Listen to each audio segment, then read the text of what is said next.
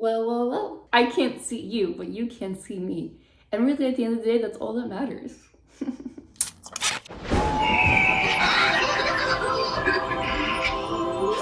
We're gonna talk about The Blue-Eyed Samurai, a really kick-ass show that like I had no idea even like going into it what to expect, and it gives a little bit like inspired by like a less creepy Tarantino. It gives like a less misogynistic Game of Thrones, but all set in Edo period Japan, and it's absolutely stunning to look at. I watched the show twice, and after the second time watching it, I happened to notice I think women were pretty well involved in the writing and the making of this show, which So when I made this, I did not know that everyone was already talking about how one of the creators of Blue-Eyed Samurai is a Zionist. However, I do feel like, as far as I have been able to find, only Michael Green seems like to be the Zionist, where there's more than one Blue-Eyed Samurai creator, the other one being an Asian woman, which I think is quite important to acknowledge. Views on this I have not found. Also, this warrants a much more nuanced and longer conversation, but also this show was directed by Jane Woo, and also co-created by Amer Noizumi. And so these are two Asian women. How, like, do we really see that? And shouldn't be just ignored due to the views of one of the creators. With a film or television, especially animation, like, it takes so many people to put this together, and if you want to boycott this, then that's totally in your right. But that's just, I guess, my very fast and quick summary of an opinion on, I think, why to continue to engage with this show. Or at the end of the day, you could truly just pirate this show like I did.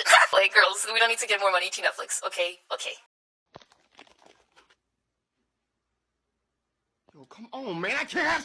I think is like reflected in the show, because the characters, even though this world is so misogynistic, it's not really like Game of Thrones, where like, yes, I mean, this is the thing that I feel like people who want to say like, oh, Game of Thrones or this or that, no one should be offended by it. It's not, I don't think the issue lies in showing the misogyny of the world, but showing the ways that these characters navigate it can be like, make the worlds of a difference. And I feel like this show does navigate those themes and gender dynamics in such interesting and complex ways. And so for this video, I'm going to talk about my second season predictions, and I'm going to mostly talk about Akemi, who was my favorite character in the first watch of this show. What is going on with my girl Akemi, right? So Akemi, when we first meet her, she is kind of totally enamored with Taigen. Taigen's kind of like a boy, but like not entirely. He's just so obsessed with his own ambitions that he himself does not really fully appreciate the commitment that Akemi is showing him in the beginning of the show, right? And he just becomes obsessed with like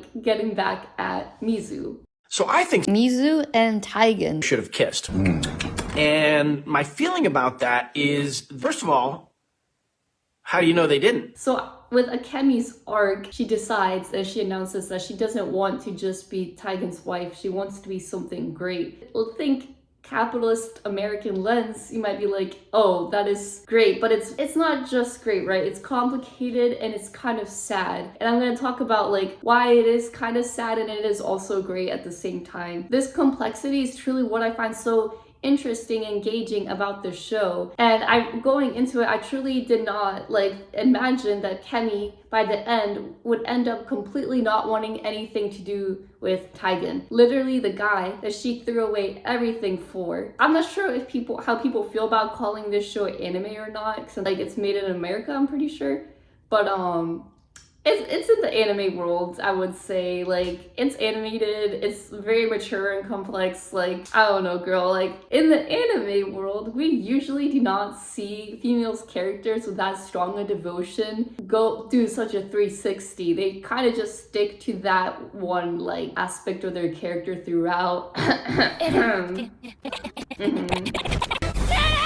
I wonder why. Yeah, well, maybe it's because the man wrote it, I don't know. Crazy thought. I really appreciated that Akemi did essentially initiate pretty much every single intimate scene that she's in. And this is like really nice to see in a world that just tries so freaking hard to strip women of their agency. And this does not just end itself in, you know, Edo period of Japan. We can see this in our world too, with how much men want to just infantilize and be creepy, particularly about the Asian girlies, and they'll always be like saying the worst things. Oh, I like how they're submissive. If you're one of those guys watching this, we don't have time or space for guys creeping on the girlies, okay? This is a girly supremacy channel, all right? like I said, I'm an ally to women. I just want to say I'm part of the Women. community, and this is my best friend, Valentunah. She's an ally.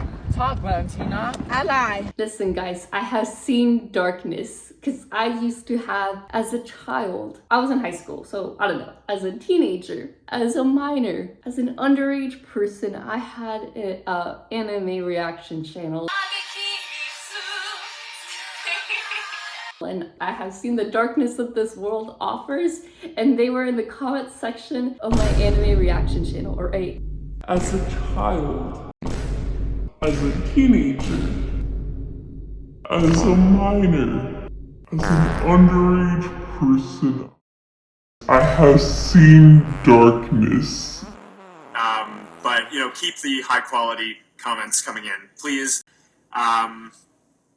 Please. So I know the kind of guys that lurk around these parts of town, and I don't want anything to do with them. Okay, back to the show. Less about the creepy guys and more about Akemi, okay? We start to step our little toes into the girl boss phenomena. That in a world that wants women to be submissive and have no agency, we like women people, we have to sometimes strive to assert ourselves to the point of perhaps maybe even losing ourselves, right? And this is what we kind of see with Akemi. Is she going to, in season 2, kind of showcase in the similar way where Mizu, pretty much all these characters, Mizu shows how obsession with revenge is not a good thing. It's gone to the extent that it's ruining everything in her life, and it's totally not like a healthy thing. With Taigen's obsession, also with revenge, but also ambition, it's definitely not to the extent of Mizu, and I think he shows a little bit more of a happy medium with everyone, which is interesting. But he too is like, he ruined pretty much his chances, I think, with Akemi through his blind ambition. And now with Akemi, who at first I think had kind of like, I don't want to say a heart of gold, but just probably more humanity intact within her than a lot of people like in this really harsh environment. And then through like this world that is like truly cruel to women, trying to like maintain their own agency, she loses that sort of aspect of herself. And I also want to take a moment here, because I did like touch on this, but I think especially when we're speaking about like feminine gender dynamics, things such as being submissive, at the end of the day, it's really not a bad thing. There's nothing wrong with being submissive, or like there's nothing wrong with any other typical thing that we consider to be feminine attributes. And perhaps if this world was nicer to women like Akemi, she would have to undergo such a big arc that in the end does leave her with a completely changed heart. She begins, when we meet her, with a heart that truly, I guess at the end of the day, what she wants is freedom, and finds that the world will kill anyone who is not as ruthless as like everyone surrounding her is. And through that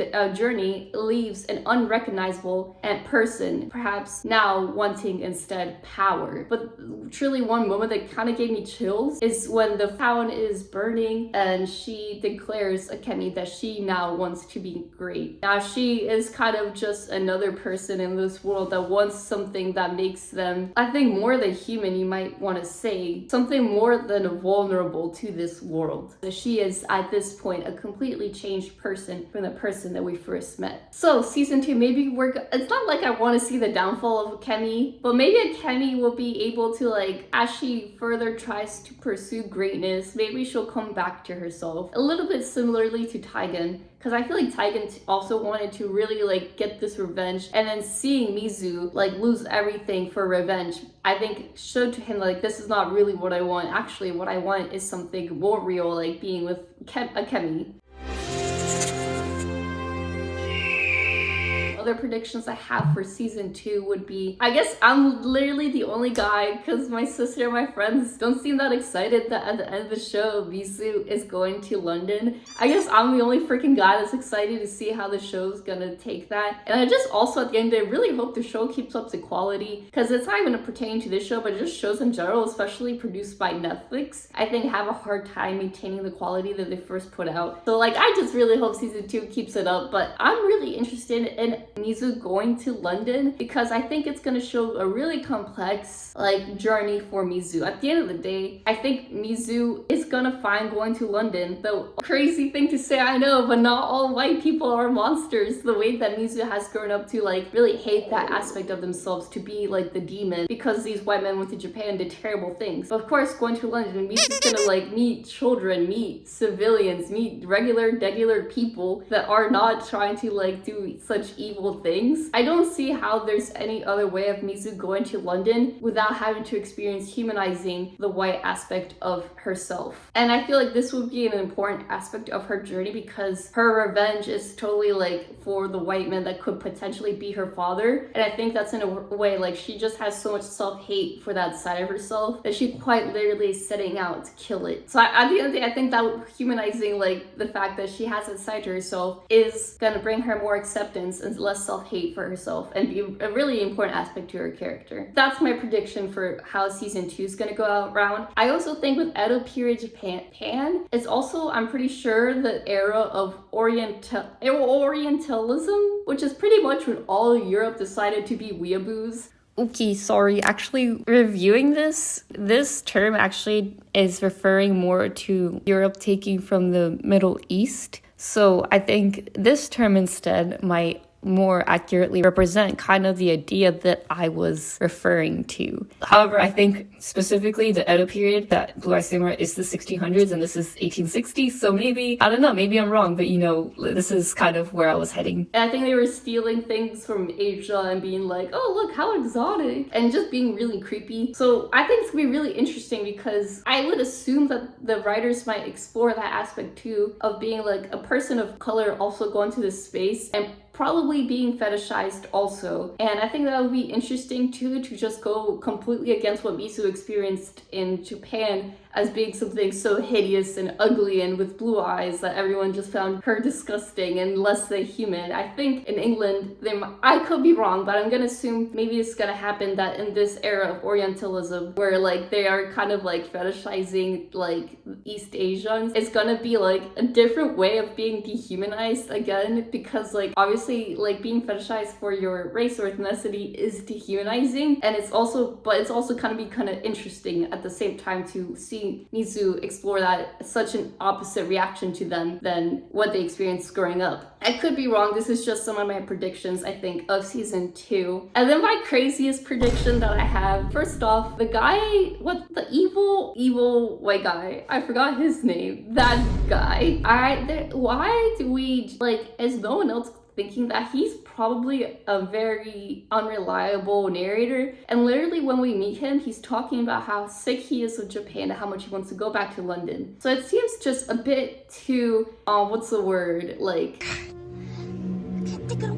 it seems too like working in his favor now that Mizu and him are going back to London. I don't think he's telling Mizu the truth about the 2 other guys, and I just feel like something has to happen, that Mizu's idea of who her parents are is like totally wrong. I think that's gonna happen. I think there's gonna be this big twist at the end about like of something we're not really expecting. And honestly, one thing that I'm predicting might happen that is a bit of a twist is maybe it's Izu's mother is the white person, Mizu's father is the Japanese person, and maybe that's something like someone's sister of these evil men went to Japan with them or something. I feel like it has to be something like that. It totally deconstructs what Mizu understood created her. Maybe it's not even like as simple as that. Maybe Mizu's mom is in London. So yeah. People also think that like, because people being my sister, my sister thinks because season 2 is set in London, it's not gonna be as pretty as season 1. First off, we have like the rest of the cast still in Japan. And secondly, like I personally am the believer that the show is beautiful because of the animators and the designers working on it. So yes, probably like London doesn't have the same like color and design that we would see in Edo period Japan. But hey bro, it's still gonna be, I think, a really stunning like show season 2 regardless of where Mizu goes, okay? And if there's any other shows or films you guys would like me to talk about, comment below. Please.